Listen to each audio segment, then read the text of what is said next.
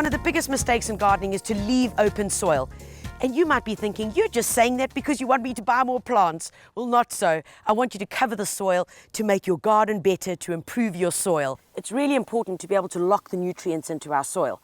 And that can be done by various gardening practices. And certainly the best one is by mulching. And you know, your nutrients plus your soil can get lost in many different ways. From wind, from when we have heavy rains, and literally the soil just disappears. And all of us might have experienced this at some or other time in our gardens.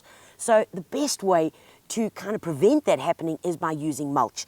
Now, mulch can be in different forms. It could be some gorgeous compost just like this. I mean, take a look at that. That is just fabulous. By having a layer like this all around your plants is going to prevent weeds from coming up. It's going to improve the nutrition of your soil, because as this starts breaking down and works its way into the soil, so you're adding more organic matter. And organic matter is really important.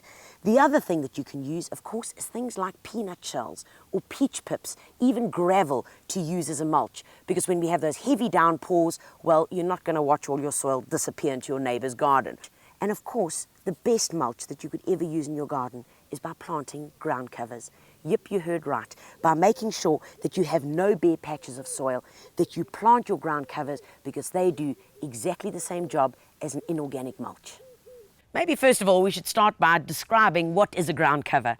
Well, a ground cover is a low-growing plant, generally not getting more than 20 centimeters in height, which has a spreading nature. Some of them will be clump forming, but most ground covers that we find today will have a spreading nature. Now, why are they important? Well, they finish off garden beds really well. Imagine if you've got the lawn, you've got ground covers then leading into your mid-shrubs and into your taller shrubs. It allows that bit of breathing space when we start going into the depth of garden beds. Also, they form a really important part of your landscaped garden or your hard landscaping.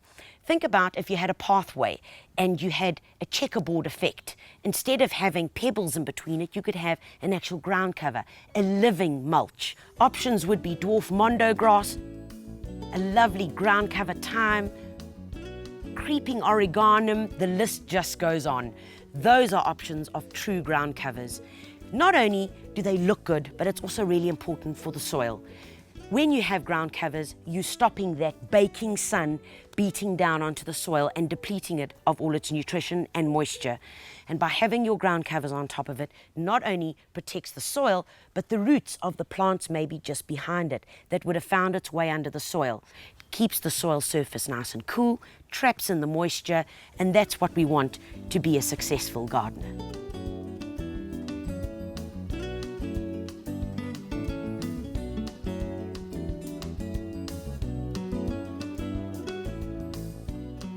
So when you're having to make this decision of what ground covers to use, how do you go about it? Well, number one, you're going to jet off to your local garden centre, and there you're going to find various options. One, you can buy the plant in already growing kind of instant form in a bag.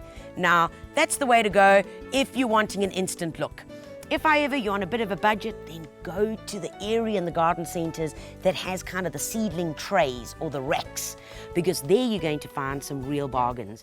In there you'll find them growing in packs of 4, almost like a seedling tray, but 4 individual little plants, which is perfect if you're planting between pavers, even if you're doing a large area, or even if you're planting in that dreadful stuff called Loffelstein walls.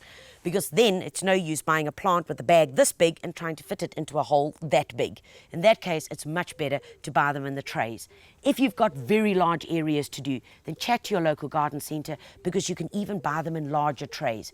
200 little plants in one tray, or sometimes even 98. Remember, the most important thing always, folks, if you're not too sure what to choose and all the plants are just moulding into one and making big question marks above your head, then please ask.